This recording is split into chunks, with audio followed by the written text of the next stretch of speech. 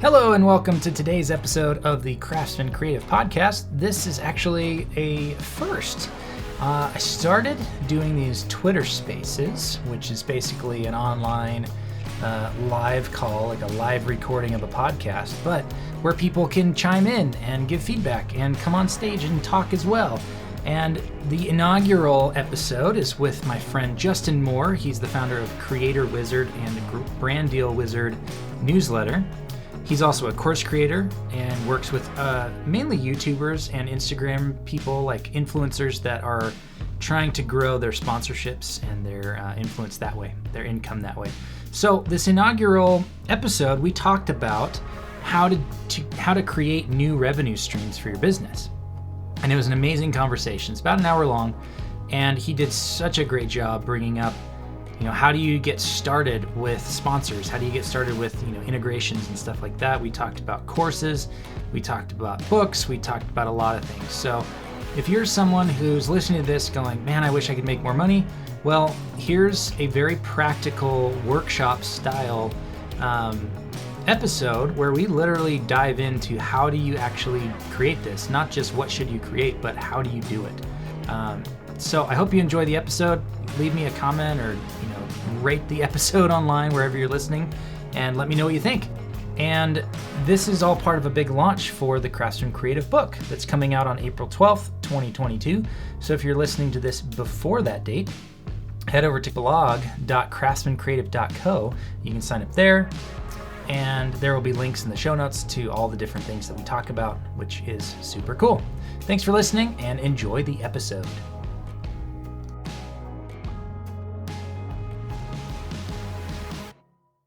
How you been, man? Good, man. Feeling a lot less stressed out because the courses cohort is done. So that has been it was like, so much stuff leading up to the course launch, and then, like all the pre-launch emails and getting the launch strategy done. And then, people enrolling while the launch was still going. And so it's like engaging people who had just joined, and like they're they're getting their lay of the land with the course platform and the community platform, and then still doing launch stuff. And I was so behind in the launch stuff that I was like basically kind of like writing the next day's email the night before, whereas in previous launches I had it all done, and so it definitely felt a lot. And then teaching the course for 4 weeks. And so now being on the other side of that feels good. I bet. Yeah. Well, congrats again. That's a massive success. I appreciate it, man. I dove in a little bit, but I need to find the recordings of those so I can actually go through and watch, all the videos. Missed them all because I was working. No worries at all. How did the movie turn out? It was amazing. Oh my gosh. Oh, so much fun. Probably one of my most fun days on set was that movie. We were like splitting prosthetic heads open with a mace. Oh my God. It's a thriller horror movie, so it's got some gore in there, which wasn't what I was like planning on doing with my film career, but my gosh, was it fun. I was like, okay, I could get used to this horror thing. Plus, horror movies are just fun in general. All right, let's kick this off. So let's do it. Here we go. What we're talking about today, this is the inaugural Craftsman Creative Workshop. And I chose to do them on Twitter Spaces because everybody's on Twitter Spaces now, and I felt left out. But it's also such a better, cooler way to do these kind of conversations, to have people live, to be able to take questions, to be able to invite people up on stage, all that kind of stuff. And I wanted to do it that way. So by way of introduction, we have Justin Moore with Creator Wizard and Brand Deal Wizard with us, and you're a special guest today. We're going to be talking about how to add new revenue streams to your business. So, Justin, why don't you give us a quick intro about you and your business? Sure. Thanks for having me, Darren. This is a blast. So, I have been a creator along with my wife for about 10 years. And we have, I think my wife started her first YouTube channel in 2009. So it's been a very long time that we've been on the internet. We've been doing this full time for about 8 years. And so this very much is kind of like the family business. And so from when we first started, admittedly, we did not think that this could be like a primary income source for us. There was no partner program on YouTube back then. There was really no way that you could make money as a creator, 12 years ago, 13 years ago now. And so our evolution in terms of like thinking through all the different revenue streams that we've added to our business over the years has really evolved over the years. Like, the best example that I can give, which kind of kicks off this conversation about the importance of a diversification, is that, there was a time where 95% of our income as a family was from YouTube AdSense. And now it's like 3%. So that shift occurred in, 5-6 years. And so like, imagine your own business, like going through such a tremendous evolution of your change in terms of the way in which you're making money, and like realizing like, wow, like that things change very quickly, especially when you're a creator, especially when you're in this space, whether it's a, platform that you built an audience on that is now on the decline, or, the way, maybe you were a YouTuber and now your YouTube views are way down, or you got demonetized, or the amount of monetizable inventory that you have on YouTube. So there's like any number of variables and factors that, we have had to think about over the years in terms of ensuring that we can continue to do this thing that we're doing. And so like, I love talking about this stuff because it personally, this has affected us greatly over the last decade. And so I think, stoked to dive into this. Yeah, that's such amazing context. So I'm really excited to dive in and all that. As a quick introduction to myself, so I'm Darren, and I have a company called Craftsman Creative that I started right at the beginning of the pandemic, which I honestly believe was the best time ever to start a new business.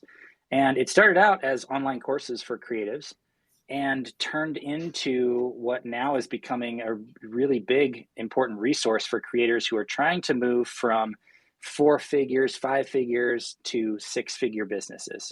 So maybe they're making a couple $100 a month, maybe they're making a few $1,000s a month, but they want to turn it into a full-time business. I have compiled and taken 15, 16 years as a professional creator and turned it into content and training and resources for creators so that they can do the same. So that's what these spaces, these conversations are all about. I want them to be more of a workshop than like 2 people just talking at a group of people. I want it to be like, we'll ask people like Brian here and Finley here to hop on and tell us about their businesses. We can like actually give feedback in real time. So we'll do that in about 20 minutes or so, but I want to do a quick conversation about what we're here for, which is how do you actually add new revenue streams to your creative business? And Justin, I think you did set us up perfectly. You talked about how you had to add new revenue streams to your business because the main revenue stream went away over time, over the last decade or 13 years. So why don't you kick us off, talk to us about how you think about adding new revenue streams. What does that process look like? Yeah, it's a great question. I have a very obvious, or not obvious, but a very recent example of how this happened to us. So for example, back in what was it, November 2020, I guess it was now. So about a year and a half ago, we were approached by the Amazon team, and basically they presented us with the opportunity to try their Amazon Live platform. So, we've been hearing, about how live commerce has been exploding in different parts of the world, like especially China and Japan and so on. And so like, we were watching with great interest because like that feels like a format that should eventually make its way to the West, right? And so it's like, it's like QVC, but for influencers, right? Where you're doing live selling, and there's basically a carousel below the video. And so if people are watching your video, they can click out, add the item to cart and purchase it. And if they do purchase it, you get a small commission. And so for us, we were like, wow, this seems very interesting. Not only do we already buy everything on Amazon and have made a lot of content, like my wife has made so much videos about, top 10 favorite products on Amazon and so on. And so like, I think that's initially how they kind of scouted us, I guess. And so, but like we saw this immediately, like we've been doing this for like a decade, and we were like, if we invested in this for us, it felt like a very obvious move for us because like as a creator, you only have so many hours in the day, right? So for us, we're like, okay, we're already super busy. Do we really want to invest, another 5 to 10 hours a week or a month or whatever it is doing this new thing, spending time on this new platform, right? Is it really going to bring us the return that we want? And for us, it was more about like, look, like we already, like for us, doing sponsorships and working with brands is such a huge part of our business that like being able to upsell sponsorships on Amazon Live, for example, made immediate sense to us. We're like, hey, if we could grow this audience here in this new format, you know, when a brand approaches us for a sponsorship on some other channel, we could say, hey, this sounds great. Would you also like to add an Amazon live stream into that? Right. And so it's like the upsell potential is so obvious. And so for us, it was like, okay, let's just like dive into this. Let's get really good at it. Let's upgrade our equipment. Let's become known as like people who are really good at this new format, because it's probably still not at critical mass yet. It still hasn't reached scale in the West here. Like this is still a new format. The fact that Amazon is reaching out, trying to get more creators on the platform to make content, clearly they're investing. You know, if a giant behemoth platform like Amazon is investing in this, then, you know, clearly there's something to this. They really do believe in this too. And so for us, we were like, let's just get in on this early. And so even though it wasn't like a sure thing, like, oh, we're going to make money back from doing this, it was like, we see the future potential. So I think that's really my main first point, is that like, sometimes there is this kind of suspension of disbelief, I guess, you know, this chasm that you have to cross, knowing that yes, there is a risk in investing time into this new thing. But if you have a thesis, if you have like a North Star as a creator of like, no, this is like completely in line with my business and where I want the business to go, then it's easier to make decisions like this. And so I think that's like a really critical like skill that you need to have as a creator if you want to like derive, you know, a full-time income from this. Amazing. So here's kind of my thought process about why talk about this very specific topic today. And I think as I've, you know, because I do coaching and I do group coaching and I do consulting and I work with creators all the time. And the thing that I see most often is that they have one revenue stream. So if they're a musician, like they have gigs, and if the pandemic happens and their gigs go away, they're really screwed, because that's their one revenue stream is now gone. But you also look at YouTubers who are just doing AdSense, or you look at newsletter people who are just doing sponsors, and that's their sole revenue stream.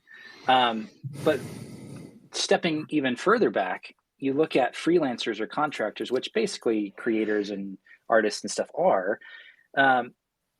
Maybe they're charging $50 an hour for their work, or $100 an hour for their work.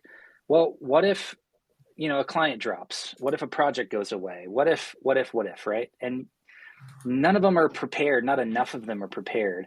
And so these extra revenue streams, these new revenue streams, actually provide a lot more stability and resilience to their business, because one client or one project or one revenue stream doesn't represent, like you were saying earlier, 90 or 95% or 100% of their revenue. That's just as risky as having one of those full-time job things where a boss could just, you know, suck at their job or fire you, or something happens and then you're out of work. I personally feel that full-time jobs with an employer are super risky propositions, but that's just me. And that's conversation for another day. So as I work with people, I always try to say, look, what's something else that you could add to your business, whether it's a higher price point or something that's a lower price point that's recurring revenue, like a membership or a subscription or things like that, where you could add another revenue stream. So that's really what we're talking about here. And let's just give some like hard personal examples. What's maybe either just an early revenue stream that you added? You talked about that a little bit with Amazon Live. So maybe what's a more recent revenue stream that you added, and what was the actual thought process from like, why do you need it? How are you going to set it up? What's the process that you went through? Let's get tactical here for the listeners, because I think that's what's going to be super valuable, is not just, yeah, we're all head nodding and going, sure, revenue streams are nice. I want to have, the average millionaire has 7 revenue streams. We've all seen 100 tweets of that in the last 6 years or whatever on Twitter. So what's the actual step? What's the process look like? Yeah. So, I mean, I have a very recent example of this, is that, you know, like I mentioned, we've been creators for many, many years, but we have pretty much only ever monetized our influence indirectly, meaning through sponsorships or through YouTube AdSense or through affiliate marketing or whatever. We've never actually directly had to like ask our followers like, hey, pay me for something. Right. And I think that that's a very, it's a it's like an important point, because a lot of creators get very uncomfortable with that point. It's like, I don't actually want to like ask people to pay me. I just want to like, get sponsorships and do all this stuff indirectly. And so about 12 months ago, I launched my first digital course. We've never really done courses prior to that, never really sold anything directly, to our followers. I definitely started creating a lot more content. So to back up, like, I was quite strategic about it. I was like, okay, like eventually I do know I have an expertise in this area of sponsorships and brand partnerships and all this stuff, because I've run an influencer agency for many years as well as doing other, deals for my wife and I personally. And so I was like, let me just pump out a bunch of content initially, right? Like establish myself as a subject matter expert in this space. Or at least several steps ahead of other people out there, right? And then at that point, basically advertise that you can hire me. I think that's like a very important point that most people don't think about, which is that people cannot pay you unless you advertise that they can pay you, right? And so it was something as simple as like, before I even launched the course on my Instagram, I just like put up a thing like, 2 more coaching slots available this month, right? And got DMs. Like, people were like, "Oh, tell me more about this. Like, what is this thing that you're doing?" And so I intentionally started small. I didn't, sit down and record 50 hours of course material. I just am like, I think I have this framework that I've developed around how to develop a consistent income from sponsorships. And so let me actually do some one-on-one coaching first to test out this framework to ensure that it's scalable. Because I think that, again, like, we're starting small here. Like, I didn't have to like go find a course platform. I didn't need to like go, figure out Stripe and all this stuff. No, it's just like, PayPal me and I'll work with you for 6 weeks. And I'll help you experience this transformation. And so it was very simple in the beginning.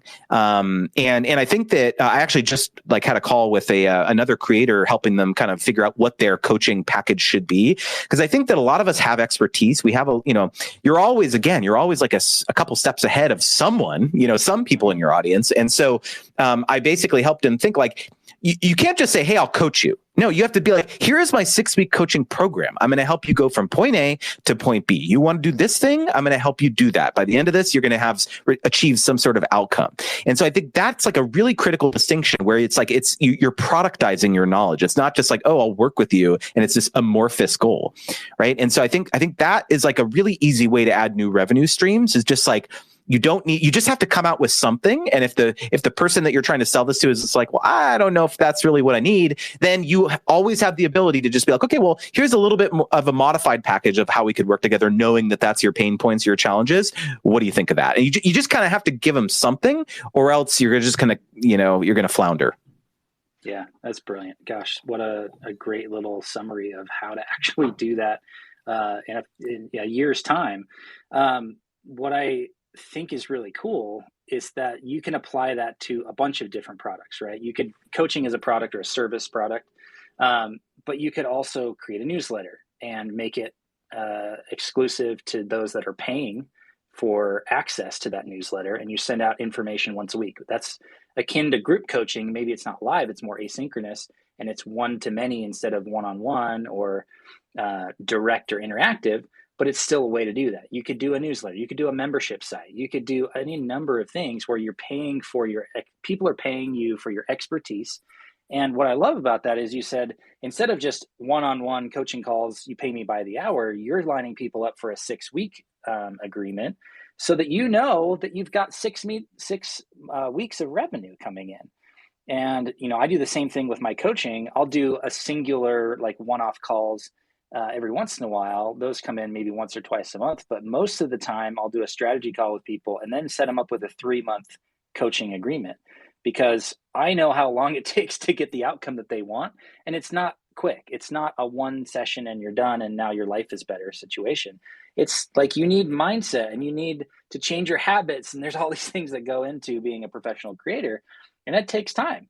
But what's great about it from my side, from the revenue side, is that I line somebody up and I know I've got $1,000 coming in the next 3 months. And if I do that twice, now I have 2,000 coming in the next 3 months, right? So I think it's important to think about what the product actually is. How do you sell your expertise? But how do you extend that out to where it actually is a benefit to your business, provides some more stability and some more resilience, rather than just being one-offs where you have to be chasing new people every day? Well, And one other critical distinction here, I think, and I posted a thread in the Twitter Spaces Nest, I believe it's called. So if you see right above our heads, there is a tweet thread where I talked about the fact that I had just crossed 3,000 creators on my newsletter, and kind of some of the major insight was that I started this almost 2 years ago, but 2/3 of the subscribers came in the last 6 months. And so there were some very specific changes that I've made over those 6 months. And I think it's a worthwhile thread to go check it out. And the reason I bring that up is because I looked at my newsletter as kind of my home base, because it's like, in the beginning, I didn't really have anything to sell. And so I think a lot of creators think like, oh, well, if I have a newsletter, like, what's the point? Like, why should I do all this work? Like, if I don't have anything to like directly sell to people, it's just like more stuff for me to do. And so like, no, like I started it knowing that at some point down the line, I was going to monetize this somehow with courses or coaching or products, SaaS, Dash, whatever. Right. And so I really invested. I was like, no, like, let me actually take the time to nurture these relationships, right? Because at some point, these people may turn into customers. That's not my frame of mind right now, but by just delivering value over and over and over and over, it's the whole Gary V jab, jab, jab, right hook type idea. It's like, really when people start to see you as someone who they can turn to for guidance and expertise, and it doesn't have to be about coaching. It can be maybe you have some expertise in video editing or in software development or whatever it is, whatever your thing is. You just become a trusted resource. Maybe it's something as simple as you're curating, the most important news in your industry for them, every week, or maybe you're, dispelling, copywriting advice or whatever it is, right? Ensuring that you have direct access to those people and you're not beholden on some social media algorithm to serve your content. It's so critical to concentrate on assets like that in your own business, such as a newsletter. I always go back to the newsletter because if you get them on your newsletter, you can promote anything you want forever until they unsubscribe, right? And so, yes, obviously you have to have some sort of audience first initially to try to start generating people on your newsletter. So it's kind of a chicken and the egg problem sometimes. But like, I very much approach this as like, no, this is going to be, I predict that this is going to be the most important asset in my business in 2 years, in 5 years or whatever. And so let me invest in really trying to grow this now, because at some point it's going to pay off. And so like, stretching your perspective on like, everyone wants to like add new revenue streams like overnight. But I'm really here to say that like, sometimes these things take time, whether it's newsletters, whether it's affiliate marketing, whether it's, growing on a social platform or coaching or consulting or whatever it is. These things take time. Like when I launched my very first beta cohort of my course, I had 3 creators in it. I'm charging $1,000, for the, at that point it was $1,500, but I lowered it to 1,000 to make it more price accessible. And my most recent cohort had 42 creators in it. So it was like that was in 12 months, right? So it's like, and if I would have just given up after that beta cohort and been like, oh, well, that sucks. Like I put all this work into it and only 3 people joined, like, wow, I'm like, screw this. I guess this didn't work out. But it's like, no, I iterated, I improved it. I got those initial early testimonials, right? I made the sales page better.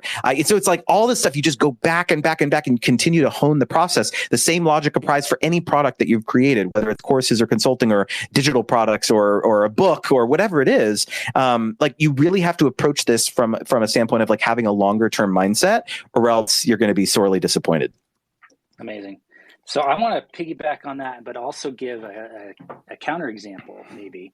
So one thing that often bugs me about hopping on spaces and stuff is sometimes you'll have people that have 20, 40, 80, 100,000 followers talking about here's how to make money. And you're like, yeah, it's pretty easy if you got 100,000 followers. And right. I always do that to myself. It's a limiting mindset. It's a limiting belief that I have, but I see myself do it all the time. So I want to give a personal example that I've just gone through in the last 6 months. And I mean, you can look at who I am on Twitter. I have like 1,400 something followers. Like I'm not a big account. I don't have a massive following. I don't have a huge email list. The email list, thankfully, is larger than my Twitter following, but it's still like 1,500 creators on there. It's not 10,000 or 50,000 or anything like that. But here's the cool thing. Despite having a small audience, I still have 15, 16 years as a professional creator. And in the fall, so end of August, I decided I wanted to write a book. And I knew that it was going to be an asset, whether it made me money or not. I knew it was going to be something valuable. So what I decided to do was write the book in public. And what that means is that I was publishing the chapters as I was writing them, first drafts. I wasn't going in and editing them. I didn't send them to an editor. I didn't have them refined. I didn't even go back if there were spelling errors. I just left them up because I wanted people to see the process of writing a book. But here's what's crazy. The book launches next month. And already, like, I haven't sold a single copy of the book. But here's what's interesting. And again, my following is like 1,500 people max. In the time that I was writing the book, and since then, as I've been kind of talking about it in my newsletter and sharing it with people and inviting people to check it out, I have landed a consulting client that represents $5,000 a month of revenue. I've landed a coaching client for a year-long contract, which represents $10,000 in revenue. And I've done early access sales for the course, the book. And there's a companionship course and a community that I'm launching along with it. And I already have 10 people signed up for that. So we're talking over $50,000 in less than 6 months of real revenue that's coming into my business just from writing, what I consider assets. Every chapter was a new asset that expanded the world of Craftsman Creative, expanded the amount of content that was out there, the resources that I was putting out in the world. And we haven't even triggered like SEO to the website. I think the website gets less than 500 visitors a week. So it's not like I have some massive functioning machine that's delivering people. It's all manual. It's all just doing it. But you can add a new revenue stream even if you're a smaller creator like myself. I hope one day to have 10,000 plus followers, and I'm working towards that. But I think some people will immediately look at opportunities like this and go, well, I don't have what they have. I don't have the resources they have, so it's not for me. It's not going to work. And I call BS. It's just not true. And like you started out with, every one of us has experience and knowledge that we can give to people, even that are just 1 or 2 steps behind us, let alone a year behind or 2 years behind or just starting out on their journey. So whatever it is that you do, there are assets that you can create that can turn into new revenue streams. And like you were saying, it may not be the very first one that generates $10,000, $20,000, $40,000. But you and I are both sitting here going, yeah, the first one I ever did was 3 people. The first one I ever did was 5 people. All of us start a newsletter at 0 subscribers. But in 3 months or 6 months or a year or 2 years, that can turn into an actual business. It was the same thing with Craftsman Creative when I started doing the courses. My first 2 courses that I created sold about $1,000. But then I did a partnership course. I created a course for another creator who had a much bigger following than I did. And she did 10 grand in her first week of sales. So it's looking at, okay, what are the actual assets that I'm creating? Who are they going to benefit? How can I get them in front of those people so that they can see that there's an asset that will benefit them? And how do I get people in the door? Those are all the things that I kind of think about as I'm thinking, how do I add a new revenue stream to my business? So the important things from what I just said, because I was a little rambly, is you can do it starting from scratch, starting from 0. If you have 100 or 500 or 1,000 followers, you can still create assets that can generate new revenue for your business. And the longer you do it for, the more it will grow. But second, realizing that everything you create can become an asset, and thinking of it in those terms instead of just, well, I'm creating content because that's what everybody tells me I need to do. Well, no, how do you make it something valuable? So take this workshop, take this Twitter space. I'm going to take this, I'm going to record it, I'm going to download it, edit it, put it into my podcast, send it out on my newsletter. And now it's an asset that I'm sharing with many more people that are able to be here at 1:00 Mountain Time on a Tuesday, right? And so thinking in terms of assets is huge. So we've reached kind of the midpoint, and this is where I really wanted to allow people to come on. I want to invite people to come on and talk about what are some of the struggles you've had creating new revenue streams for your business? What are some questions you have? Tell us about your business, whatever it is you might want to be. Raise your hand, or I'm not actually sure how it works on Twitter Spaces, but I think you can actually raise your hand if you've got something you want to share, or if you'd like Justin and I's eyeballs on your business for a second. We can give you some feedback or some ideas. this is really, I want it to be more of a workshop than just a presentation. So, see, we got Luke here. What's up, Luke? I really like the idea of changing your middle name to Frank or whatever you said. So your initials are LFG. That would be amazing. Luke's a good buddy who loves hamburgers here in Utah. Finley and our other friend here, NBS. I don't think I've met either of you. I don't know if you're a fan of Justin's or if you just joined us here, but would love to hear from you. Who wants to come on stage and tell us about your business?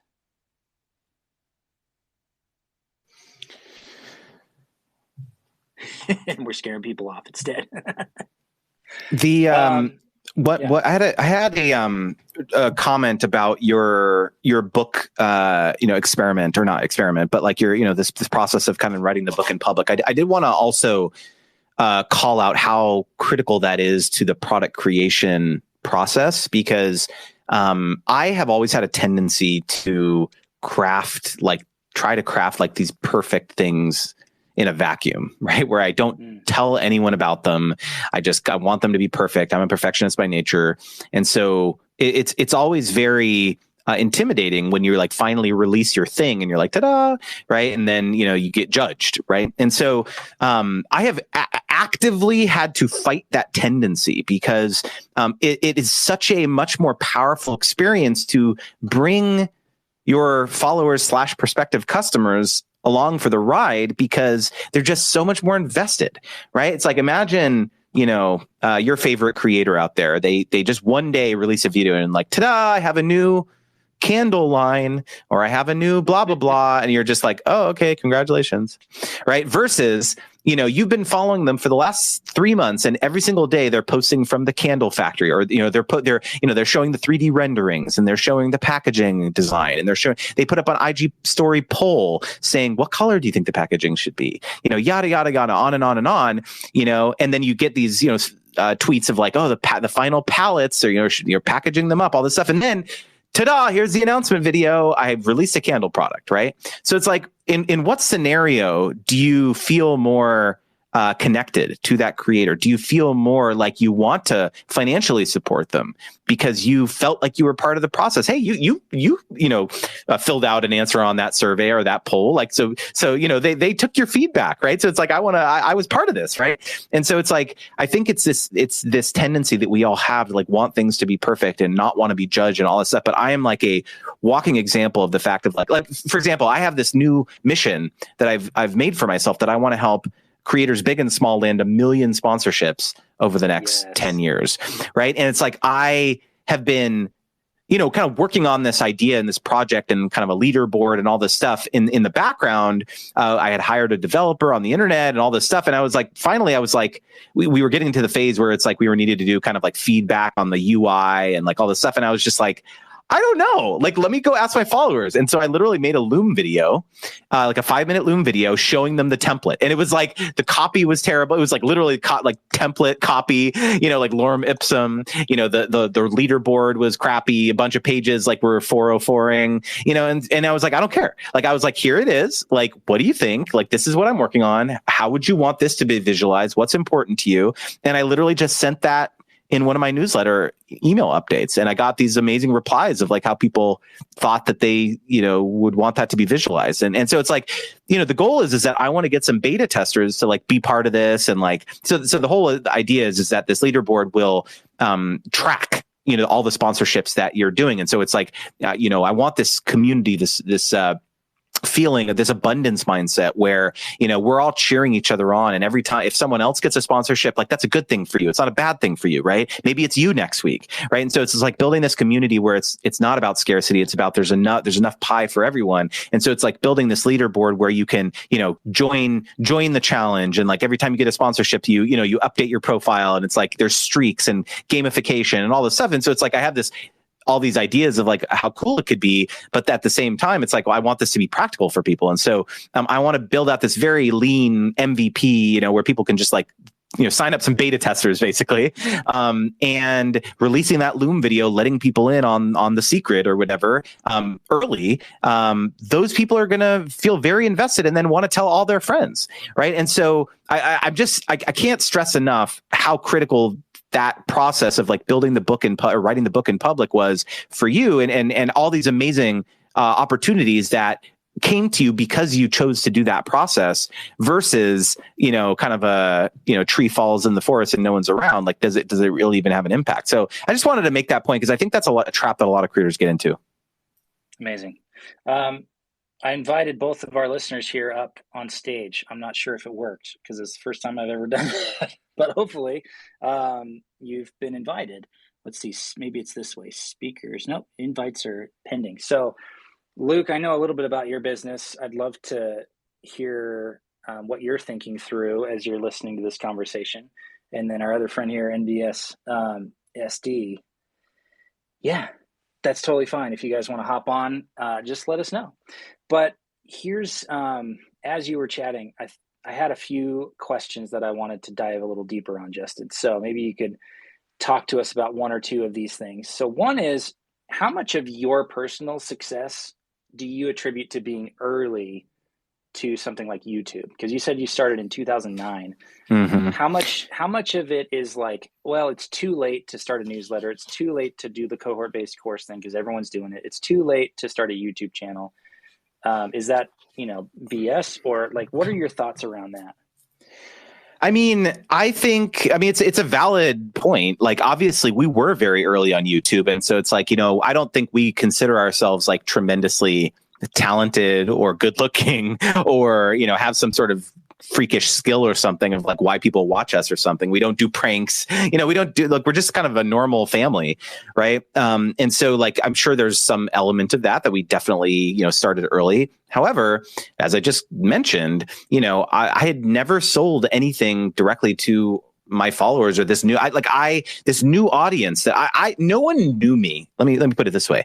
No one knew me as an expert in sponsorships. Yeah, I had done hundreds of sponsorships, but I never talked about it on the internet. Yeah, I've gotten hundreds of other sponsorships for other creators, but I never talked about it on the internet. I was always a very private person. And so it took making a conscious shift of like, no, I'm going to start talking about this. I'm going to start talking about this expertise that I have. And so I slowly but surely grew my following around this topic. I started a brand new Instagram. I completely rebranded my an old YouTube channel that I had and started making content around that. I started being a lot more active on Twitter talking about this stuff. And I made a conscious decision, like, I want to be known as the sponsorship guy on social media. And so one of the ways in which I did that was I hired a content strategist in October 2020. This was about a year and a half ago. Someone I met on Twitter, Alex, a good friend. And he had never done this either, but I loved the way in which he, this type of stuff he talked about. And I was like, hey, can I hire you to like ghostwrite tweets for me? Basically was the pitch. And he was like, sure. And so basically the way it works is I still to this day, I've hired him every single month for a year and a half.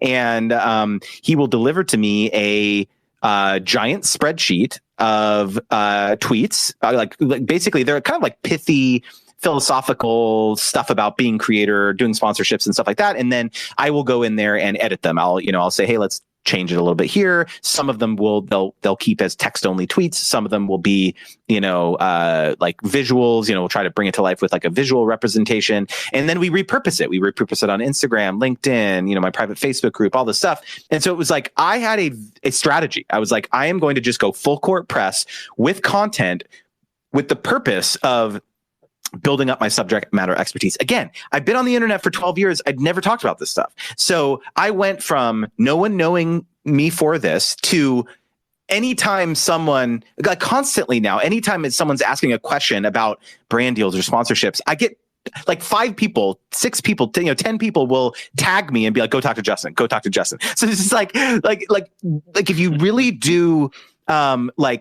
create, be very intentional about what the end goal is, like these things will happen. Like I'm living proof of it. Like it takes a maniacal focus on what you want. And I maybe disagree with other, like there are some people who say like, oh, like, you don't want to be like, just like a one trick pony. Like all you talk about is like one thing on the internet. Like you have to show your personality, all this stuff. And like, I disagree with that. I think that there are so many people talking about lots of things that to be known for one thing is great. Like it's a very good thing.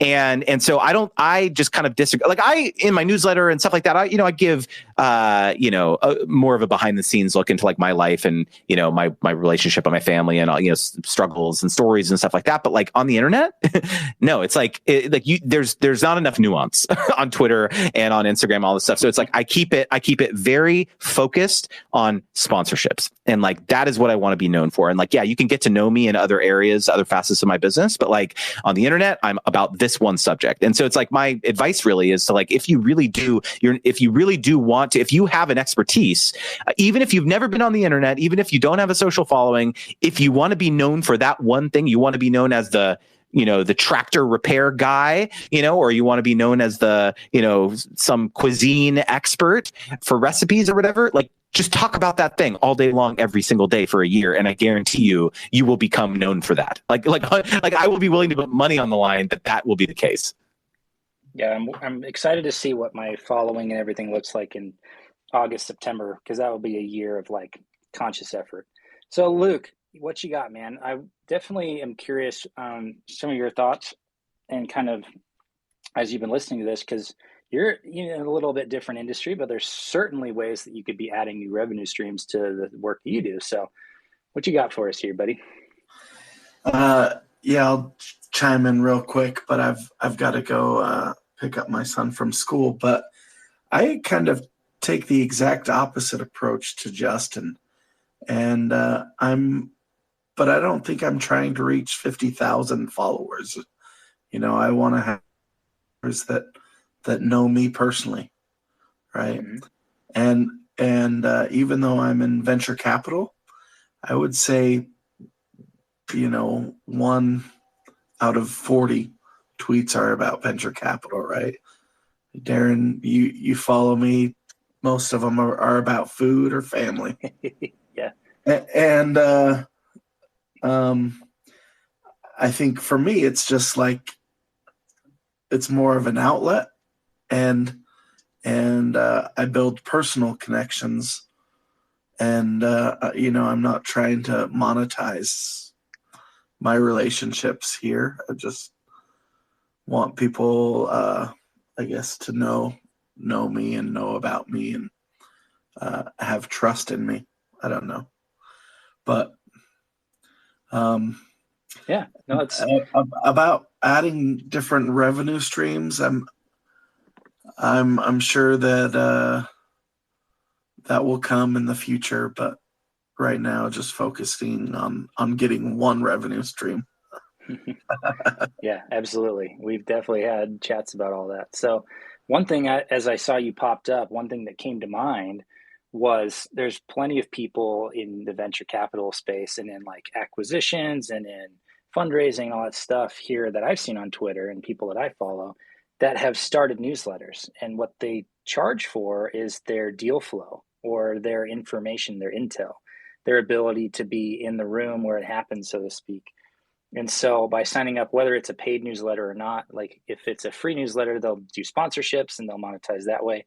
Or they'll even say, hey, in order to get this very exclusive deal flow that only I have access to, because like if for those listening that don't know, Luke and his Gunderson brothers are kind of the people here in Utah who are in every room and who know all the players and who are connected to all the businesses that are, growing quickly and are raising money and doing like seed rounds and Series A's and all that stuff. So it's I've enjoyed the personal connections here on Twitter, especially, but also the in-person connections of going to lunches together and talking about that space, because it's not a place I live in very often. But, it seems pretty straightforward to me that whether it's you personally writing it or one of your brothers, or you guys hire somebody or find someone who's interested in writing about the financial space, it'd be really easy to start,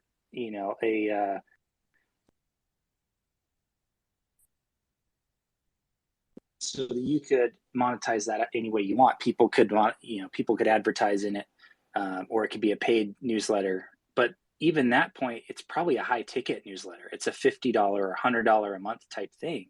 And maybe you only end up with a couple hundred or 1,000 subscribers, because it's a smaller market. Utah's, doesn't have billions of people here. There's a few million people and even less than that in the space.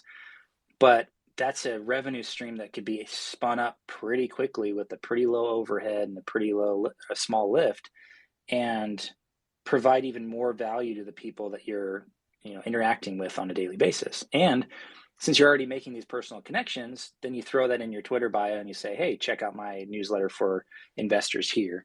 And you'll pull in 1 out of every 100 visitors or new followers and add to your newsletter. Yeah, starting a newsletter is definitely on my short list of things to do. It's amazing. It probably won't be paid. I think there is a lot of investors and stuff who monetize through a newsletter, or like pay and will help you refine your pitch and stuff like that. For us, we want to provide as much value and give it away for free, because it's kind of really a long game, and the more value you provide and the more community you can build, the more often you're in those rooms, right? And able to do the deals that you want to do. And that's kind of the approach that we're taking. I think that eventually Beehive will monetize through an event. But that's awesome that you guys are thinking about it, though. And I don't know if that's just like we'll do that to cover costs because it's going to be expensive, or if it's something we want to like actually make money on. Yeah. But I guess that'd be fun to see how it plays out. Yeah, we'll see. I know, and thank you, Luke. I appreciate you coming on and chatting with us for a minute. So I know, Justin, you got a hard out in about 5 minutes or so. Let's give you a final plug to all the things you're working on. You've got a newsletter, you've got a cohort course. Tell us about all the things where people can, find out more about all the stuff you're working on.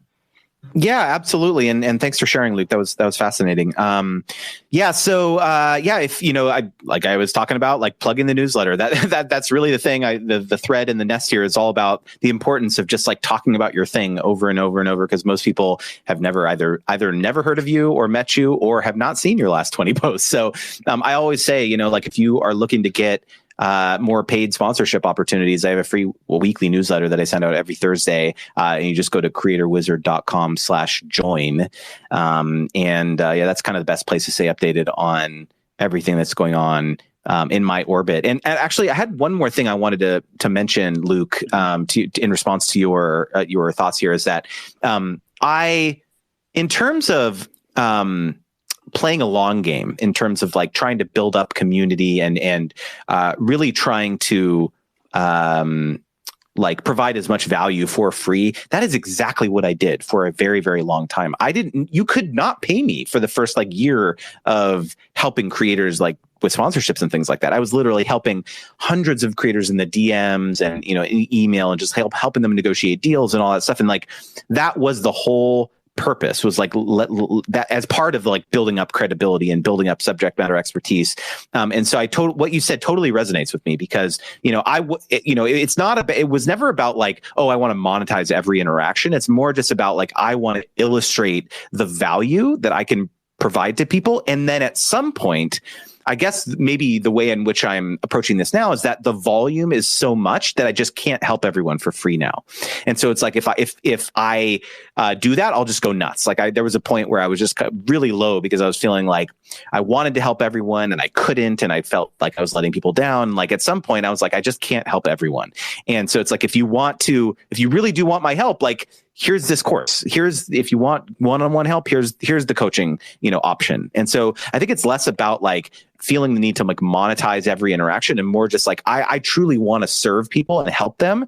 And so it's the only way I can do that well is if I am able to the other thing too is that when people lay money down on the line, they take it a lot more seriously. Like if they invest in themselves and like, hey, I'm going to pay this person to like help me achieve this outcome, they take it a lot more seriously too. And that's the other thing that I've learned is that, you know, I want to work with people who really do take this seriously and see things through. So if I make a recommendation, they actually do it, right? And they'll be like, this is a good idea, I'm going to go do this, right? Versus if I'm not charging for it, or if I'm charging a very low amount, oftentimes they just don't see it through. And so I just kind of wanted to provide that perspective, because I think everything you're saying is like totally makes sense. And it's more just about like figuring out how you can best serve people.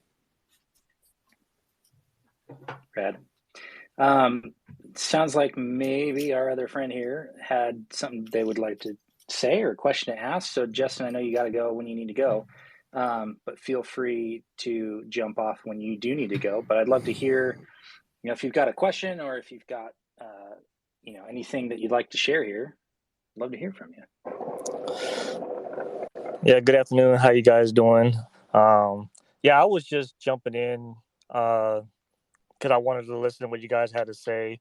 I do follow Justin on Twitter. That's how I came about this topic, I guess. Nice.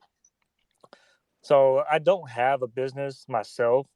What I am is a content creator on TikTok mostly, but I'm also a streamer on Twitch.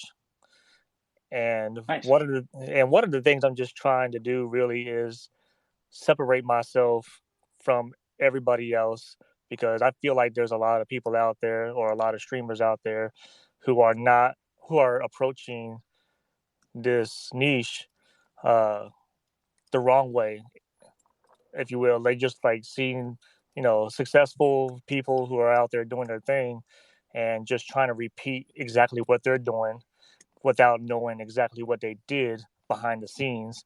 And so like every now and then I'll just go around, you know, looking for people who are in business, marketing or whatever the case is, and just try to, you know, listen to what they say, read any articles that are out there and take notes, and what can I do to take what you guys are saying, or anybody else for that matter, and apply it to what I do in order to grow my community. And eventually I would like to turn this into a business myself.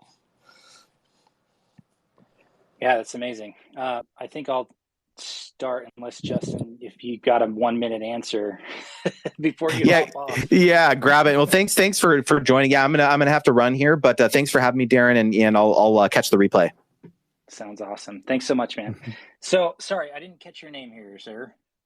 My real name is James.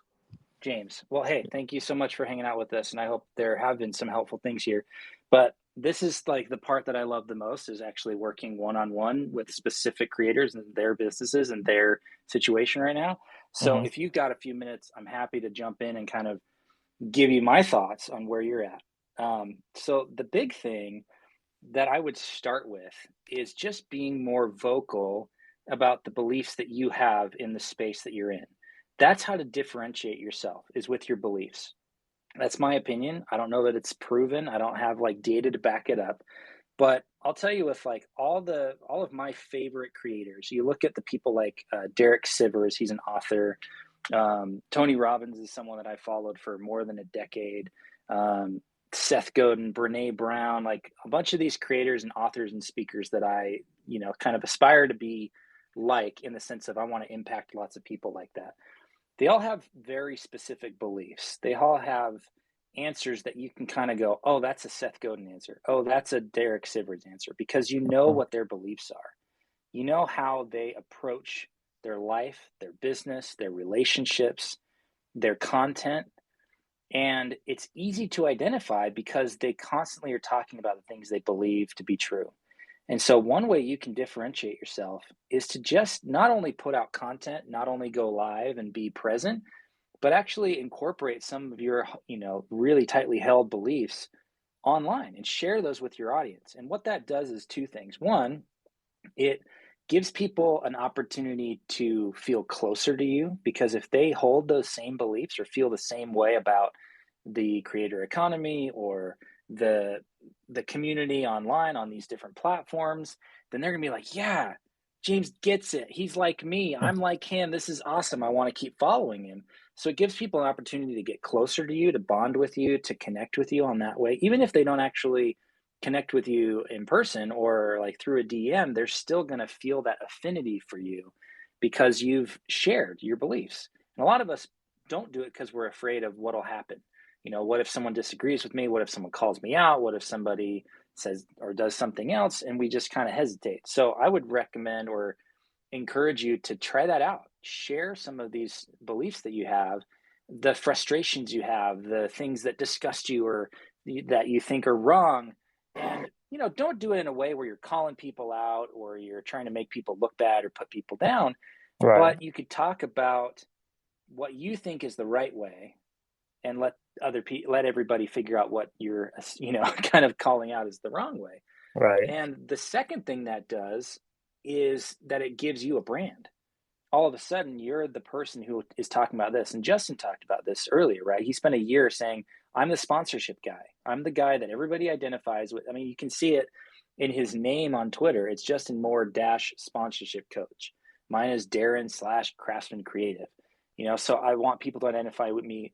It's harder because people don't know what Craftsman Creative is as easily as they can identify what a sponsorship coach is. But if you can set yourself apart as the person who is all about this belief, this approach, this style, this identity online, then all of a sudden people are going to be able to more quickly understand who you are, what you do, what the value is for kind of joining in your world. And you'll see the growth and the influence and the opportunity to like build a whole business around that once you start monetizing, once you start adding new revenue streams like we talked about throughout the last hour. I think that's one way you could approach the thing you're talking about here. Right. And it's funny because over the last couple of weeks, in fact, about 3 weeks ago, I had, well, let me start off by giving some background. For me, like I said, I'm a Twitch streamer and I also create content on TikTok. So I was literally for like almost maybe a little over a year doing exactly what everyone else was doing because I thought that was the way to go because it was obviously working for them. Some people who started doing what I'm doing after, months after me, seeing fast growth faster than me. And now I'm just like, okay, what am I doing wrong? And then I started, talking to them personally, get to know them personally, and introduce myself to them as well. And basically, what I saw them doing was being, in some sense, personal and relatable to everybody else that's watching them. That's how they're able to grow more and more. And then about a couple of weeks ago, I'll say about 3 weeks ago, I decided to switch up my content and my approach on how to do things. Because what I was thinking was, in real life, what is it that I like to do and that I am currently doing now in real life, even in my current job, and that I can implement it into this to grow a community online, which for me is I like to help people. Whatever it is that they're doing, I like to problem solve, help, anybody who's in the same boat as me, struggling. And a couple of weeks ago, I switched up. And on TikTok, you see a lot of streamers who do streamer tip, this and that. And it's the same thing repetitively over and over again by like hundreds and hundreds of people. And I was like, okay, I can give out tips about what we do, but in a different fashion. Mm-hmm. So that's why I started looking into marketing, online marketing, content marketing, and started taking notes and listening to people like you and reading tweets and watching YouTube videos and reading articles and taking notes. And I just realized, okay, the tips that nobody in my niche is giving out, I can do, which I started doing a couple of weeks ago. I started off with talking about goals, how to set goals, the difference between long-term and short-term goals. And then I got another video coming out later on today on TikTok. It's a short one. Um, it's going to be talking about branding because I want to not just, turn this into a business, but rather like not just get my name out there, but like my brand of what I'm trying to be. And so far over the last couple of weeks, let's just say for TikTok, I have seen a pretty good growth.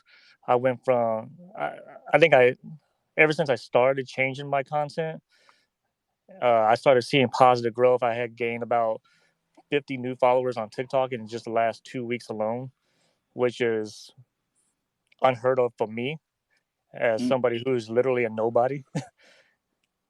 I don't know about that. Well, so here's the other thing I would say about this is, like, if you just started this new strategy 3 weeks ago, make sure that you give it enough time. Justin talked about this earlier. I don't know if you were in the space yet, but how important it is that some of these things take a year, some of them take 2 years, some of them can be just a few months. But my experience working with creators for half a decade now is that so many give up right before it's about to take off. You've probably seen the graphics or the infographics here on Twitter where people are like, you're here and you're giving up just before this hockey stick curve of growth, because you just have to give it enough time. So stay consistent in your message and give it enough time. It might be months, it might be 6 months that you need to give it time before you start seeing, an influx. I was talking earlier about how I'm a pretty small creator here on Twitter. I've got a 6-figure business. I've been working professionally as a creator for over 16 years. So, like, my business side is fine, but you look at me on Twitter and some people might go, oh, he's just a small creator, I shouldn't listen to him. But, it took a year of consistent of effort to even start seeing real growth on Twitter. And then it was, the last 4 months, I've added 50% to my following, so it's really about sticking it out long enough. And, I come back here 6 months from now and I plan to be in the 10,000 plus group, because that consistency is now starting to pay off. But had I given up in December with 1,400 followers, it'd been like, well, okay, that didn't work. Right. Same thing here on Spaces. Like, I'm trying this out. I'm going to do 6 or 8 of them to start. And I think that's enough time to see if it's, worth continually, doing them once a week. But I plan on giving it at least, 2 months of time every week, showing up, being consistent, because I think it takes time for these things to work out. So I've got a few minutes left. If our other listener wants to hop on, we're kind of in the Q&A or workshops part of our conversation. We had Justin Moore here earlier. We were talking about how to add new revenue streams to your business. So hopefully, if you enjoy it, and check out the recording. The last thing I'll say before I have to kind of hop off is that, Craftsman Creative, I've got a new book coming out next month. You can read all about everything I'm working on if you go to my bio, and the links there will take you exactly where you want to go. But just yesterday released kind of a summary of the book that's coming out. And it's a great place to start if you're like, who's this Craftsman Creative Darren guy? Start there. And it's a quick 1,000-word summary of the book, which kind of gives you an overview of, like, what does the process look like to go from a 5-figure creator to a 6-figure creative business owner. And that's really what all of my content has been about over the last little while. And these spaces really are to help people really one-on-one, like we just did, to think about their business, think about the way they're approaching it, their mindset, all those things. So really appreciate you guys both listening in and appreciate your time. I hope that we can connect further. My DMs are open, so I'm happy to chat further and learn more about you and your business. So thanks for being here. I'm going to end now just because I think we're about an hour and I wanted to try to keep them to an hour. But follow me, join the newsletter. You'll see the recordings there as well, and hope to see you around. Thanks, guys.